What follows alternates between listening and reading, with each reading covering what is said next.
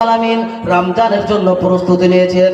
যেমন ভাবে আপনার শ্বশুর প্রস্তুতি নিল, কেমন ভাবে যে দমকাউন ছেলেকে পাঠিয়ে, ঠিক আল্লাহ রাব্বুল আলামিন যখন পবিত্র রমজান মাস এসে যায় আর তখন পবিত্র রমজানের জন্য প্রস্তুতি নেয়, এই আকাশের দরজাটাকে আল্লাহ রাব্বুল আলামিন খুলে দেয়।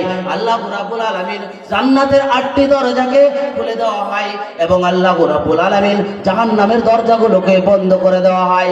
আল্লাহ রাব্বুল আলামিন শয়তানকে শিকল দিয়ে বেঁধে দেয়। তবে আল্লাহ, আপনি বলুন তো দেখি, আল্লাহ এত ব্যস্ত হয়ে পড়ে আমার বান্দা আসবে আমার কাছে এবং আমার কাছে ক্ষমা চাইবে, আমি ক্ষমা করে দেব।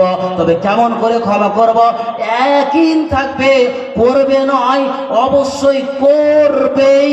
যদি আপনার এটা একই হয়ে যায়, তবে আমার নবী মুহাম্মদ রাসূলুল্লাহ সাল্লাল্লাহু আলাইহি ওয়াসাল্লাম বলেন, মান কামা রমজানা ঈমানান ইহতিসাবান গুফরা লাহু মুতাকাদ্দামা মিন যামবিহি।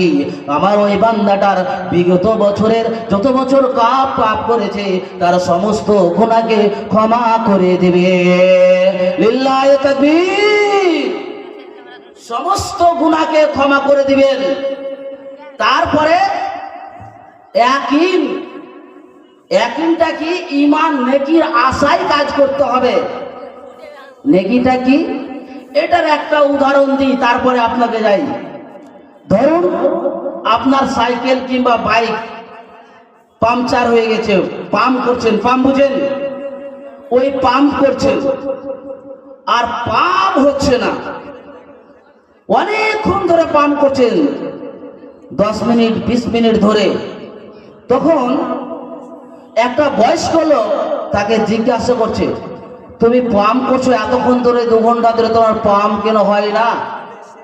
তখন সে বলছে, দাদু পাম্প হয় না, আমি বৈজ্ঞানিক হব। বলছে, কি বলে রে? বৈজ্ঞানিক হব? কেমন করে?